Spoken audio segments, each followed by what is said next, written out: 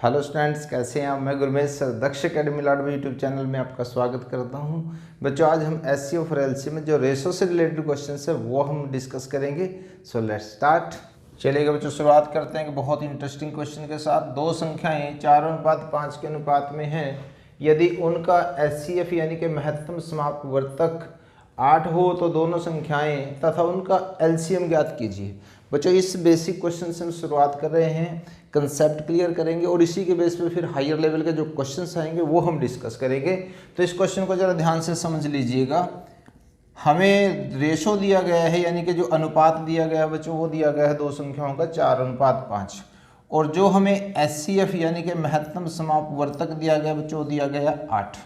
Okay, आपको पता है बच्चों जो एचसीएफ होता है वो हाईएस्ट कॉमन फैक्टर होता है। ओके, तो दो फैक्टर हमारे पास ये बचे हुए जो रेशियो में दे रखे हैं 4 और 5। तो बड़ा सिंपल है बच्चों, जब हमें संख्याएं निकालनी है तो आपने क्या करना, इन दोनों जो रेशियो में दिया गया है इन दोनों को आपने एचसीएफ से मल्टीप्लाई कर देना है। यानी कि कितना आएगा बच्चों, 8 चौके 32 आ जाएगा, और यहाँ से गुणा करोगे तो कितना आ जाएगा, 8×5 40 आ जाएगा।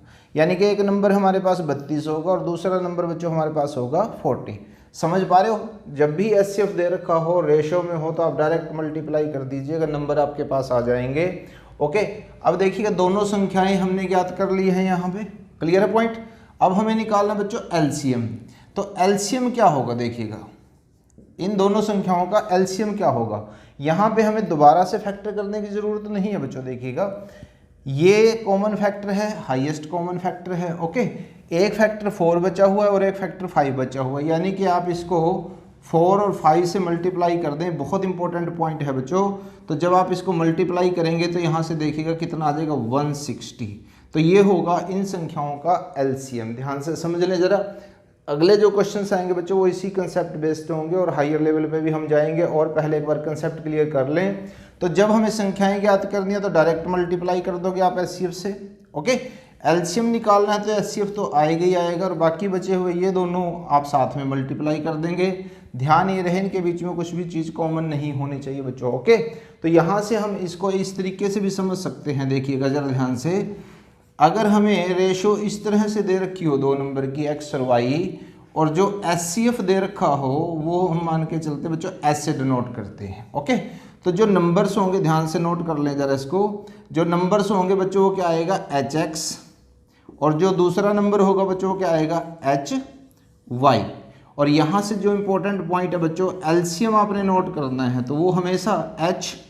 ओके, एक तो एच आ गया हमारे पास, दूसरा क्या होगा एक्स और वाई। तो एलसीएम आपके पास ये आएगा बच्चों एच एक्स वाई। एच क्या है हमारे पास यहाँ पे, एचसीएफ है। ओके, तो ये चीज़ आप अच्छे से नोट कर लें। इसी तरीके से बच्चों अगर ये 3 हो जाए हमारे पास संख्याएं 2 की बजाय तो क्या होगा, नेक्स्ट क्वेश्चन में हम डिस्कस करते हैं। ओके, देखिए बच्चों तीन संख्याएं 2, 3 और 4 के अनुपात में दी गई हैं। यदि उनका एचसीएफ जो है वो 12 हो तो संख्याओं का एलसीएम ज्ञात कीजिए और संख्याएं भी ज्ञात कीजिए। ओके, जो पिछला क्वेश्चन था बच्चों उसमें आप देख चुके हैं कि संख्याएं ज्ञात करने के लिए हमें क्या करना होता है, जो बच्चों एचसीएफ दिया गया होता है, ओके, जैसे इसमें 12 दिया गया है, उसको इनसे मल्टीप्लाई कर देते हैं तो हमारे पास संख्याएं आ जाती हैं। जैसे यहाँ से मल्टीप्लाई करेंगे तो बच्चों कितना आ जाएगा, 24। इसको मल्टीप्लाई करेंगे बच्चों 36, और इसको मल्टीप्लाई करेंगे तो बच्चों यहाँ पे 48। अब बात आती है बच्चों इसके एलसीएम की। एलसीएम क्या होगा, ओके, देखिएगा जरा।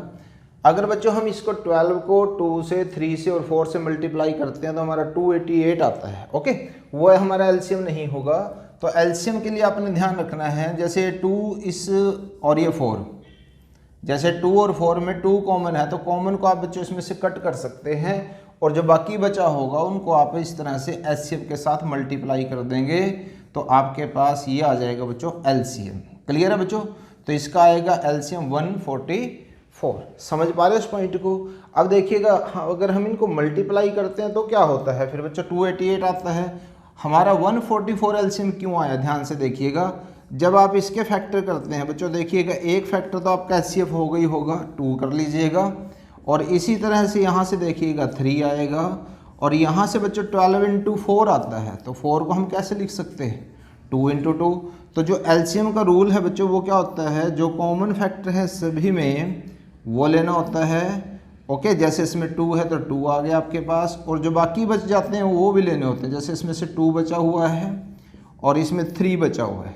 ओके, तो आप देख रहे हैं जब इनको मल्टीप्लाई करते हैं तो 144 आता है। तो आपने एक बात का ध्यान रखना बच्चों, अगर इस तरह से रेशो के बीच में कोई कॉमन हो तो आप उसको कैंसिल आउट कर दें और उसके बाद एलसीएम के लिए इस तरह से कर सकते हो मल्टीप्लाई। ओके, आई होप ये क्लियर हो गया होगा। और क्वेश्चन डिस्कस करते हैं। देखिए बच्चों, एक और बहुत इंटरेस्टिंग क्वेश्चन, 3 संख्याएं 3, 4 और 5 के अनुपात में हैं। यदि उनका एलसीएम यानी कि लघुत्तम समापवर्त्य 2400 हो तो संख्याओं का एचसीएफ ज्ञात कीजिए।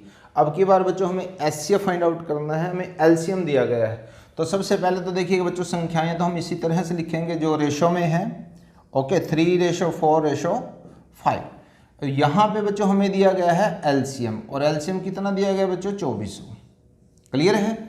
और एचसीएफ बच्चों हम इसका एच मानते हैं। ओके, आपको पता बच्चों जब हम एचसीएफ से इसको मल्टीप्लाई करते हैं, जैसे देखिएगा 3h, 4h और 5h, ये हमारे पास संख्याएं आ जाएंगी। तो नॉर्मली हम क्या लेते हैं बच्चों? इसको 3x, 4x और 5x, जो वो x लेते हैं ना बच्चों, वो एचसीएफ ही होता है। ओके, तो यहाँ पे आप x भी ले सकते हैं। तो 3h पहली संख्या होगी, 4h दूसरी संख्या होगी, 5h जो है वो तीसरी संख्या होगी। एलसीएम क्या होता है बच्चों? देखिएगा जो कॉमन है वो एक बार लेनी है हमने, जैसे इसमें h कॉमन हो गया, उसके बाद 3 और उसके बाद 4 और इसी तरह से 5 से मल्टीप्लाई कर देंगे तो ये हमारे पास एलसीएम होगा। और एलसीएम बच्चों कितना दिया गया है आपके पास? 2400 दे रखा है।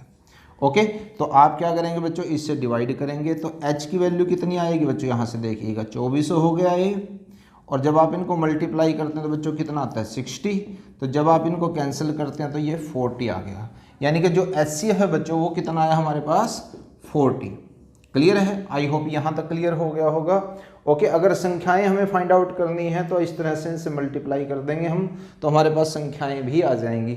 और कई बार एग्जामिनर बच्चों ये पूछ लेता है छोटी संख्या कौन सी है, बड़ी संख्या कौन सी है, तो हम वो निकाल सकते हैं यहाँ से सब। ओके, चलिएगा और क्वेश्चन डिस्कस करते हैं। देखिए बच्चों, दो संख्याओं का अनुपात 2:3 है। यदि उनका एलसीएम यानी कि लघुत्तम समापवर्त्य 48 हो तो उन संख्याओं का योग कितना होगा?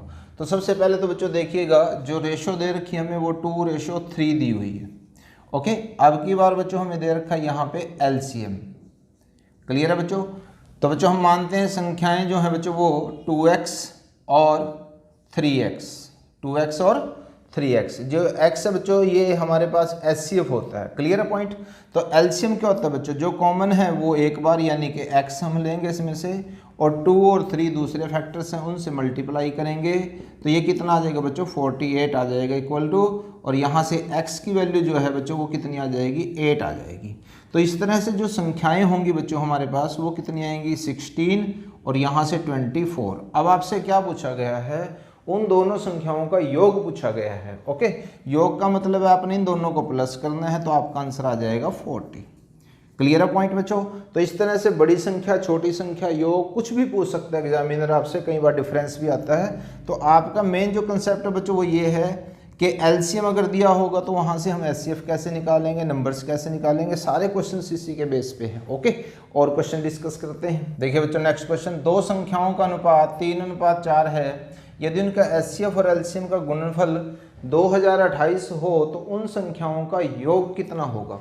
ओके, तो सबसे पहले तो बच्चों हम देखते हैं कि जो रेशो हमें दे रखी है वो 3:4 दी हुई है। तो एक नंबर हम मानते हैं यहाँ से 3x और दूसरा नंबर हम मानते हैं यहाँ से 4x। ओके, ये आपको बच्चों पता है कि दो नंबर की जो मल्टीप्लिकेशन होती है वो एचसीएफ और एलसीएम की मल्टीप्लिकेशन के इक्वल होती है। इस पे बच्चों हमने पूरी एक वीडियो बनाई हुई है, आप चैनल की प्लेलिस्ट से जाकर वहाँ से देख सकते हैं। कंप्लीट क्वेश्चंस हमने वहाँ पे डिस्कस किए हुए हैं। तो यहाँ पे हम देखेंगे बच्चों 3x और इनटू में 4x, यानी कि फर्स्ट नंबर इनटू में सेकंड नंबर किसके इक्वल होगा? एचसीएफ और एलसीएम के मल्टीप्लिकेशन के इक्वल होगा, जो इन्होंने दे रखे बच्चों यहाँ पे क्वेश्चन में 2028। तो यहाँ से बच्चों क्या होगा? देखिए x और x तो क्या हो जाएगा? x², और 4 दिए कितने होते हैं बच्चों? 12 होते हैं। जब आप 12 से इसको डिवाइड करते हैं तो ये आता है बच्चों 169, और 169 जो होता है बच्चों वो 13 का स्क्वायर होता है।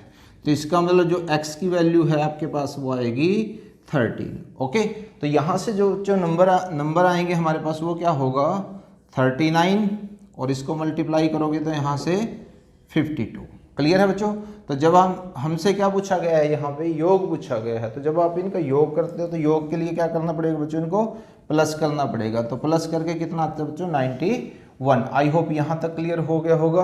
ओके, और क्वेश्चन डिस्कस करते हैं। देखिए बच्चों, ये क्वेश्चन जरा हटके है, बहुत इंपॉर्टेंट क्वेश्चन। दो प्राकृतिक संख्याओं के योगफल का उनके एलसीएम यानी कि लघुत्तम समापवर्तय के साथ अनुपात हमें दिया गया है 7:12। यदि उनका एचसीएफ यानी कि महत्तम समावर्तक 4 हो तो छोटी संख्या क्या होगी, हमें वो फाइंड आउट करना है बच्चों यहाँ से। तो आप जानते हैं बच्चों, जो एचसीएफ है अगर हमें दे रखा हो तो जो हमारी संख्याएं होंगी वो क्या होंगी, 4x, और दूसरी संख्या क्या होगी बच्चों यहाँ से 4y। क्लियर है। और एलसीएम क्या होता है हमारा यहाँ से, देखिएगा जो एचसीएफ है वो तो आएगा ही आएगा, साथ में जो दूसरे फैक्टर्स हैं वो भी आ जाएंगे, यानी कि 4xy। अब अकॉर्डिंग टू क्वेश्चन क्या दिया गया है, दोनों संख्याओं का योगफल, ध्यान से समझ लीजिएगा, यहाँ पे दोनों संख्याओं का योगफल और उनके एलसीएम का, एलसीएम कितना बच्चों यहाँ से 4xy, इनकी रेशो हमें दे रखी है 7:12, यानी कि 7/12। तो क्या करेंगे बच्चों, यहाँ से देखिएगा 4 कॉमन हो जाएगा, तो x + y बाय में 4xy और इक्वल टू 7/12। 4 से 4 कैंसिल हो गया। अब आप क्या करोगे, 12 से मल्टीप्लाई कर दो, इधर क्रॉस मल्टीप्लाई हो जाएगा। ओके, तो यहाँ से आ जाएगा हमारे पास इक्वल टू 7xy। क्लियर है बच्चों। अब यहाँ एक इंपॉर्टेंट पॉइंट आपको ध्यान रखना है। देखिए, हमें x और y की वैल्यू फाइंड आउट करनी है। ये दोनों नंबर इक्वल हैं। ओके, तो यहाँ से इसका मतलब क्या है बच्चों, देखिएगा यहाँ 12 है तो यहाँ पे 12 आना ज़रूरी है, और यहाँ देखिएगा 7 है तो यहाँ पे 7 आना ज़रूरी है, यानी कि जब इसको मल्टीप्लाई करेंगे तो दोनों इक्वल हो जाएंगे।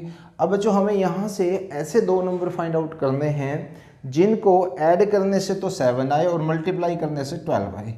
तो ऐसे कौन से हो सकते हैं बच्चों, 3 × 4, 3 और 4 को प्लस करोगे तो 7 और 3 और 4 को मल्टीप्लाई करोगे तो 12। ध्यान से समझ ले जरा, बहुत इंपॉर्टेंट है ये पॉइंट।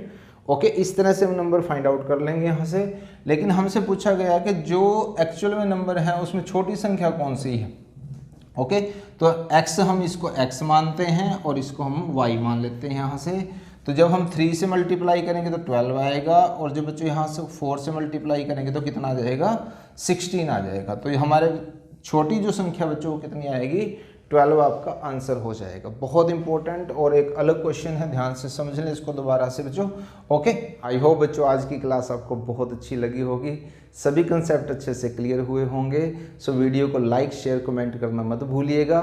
चैनल पर नए हैं तो सब्सक्राइब जरूर कीजिएगा और नोटिफिकेशन बेल को जरूर प्रेस कीजिएगा, ताकि हमारी अगली आने वाली वीडियोज़ की सभी नोटिफिकेशन आपको टाइम टू टाइम मिलती रहें। Thanks for watching.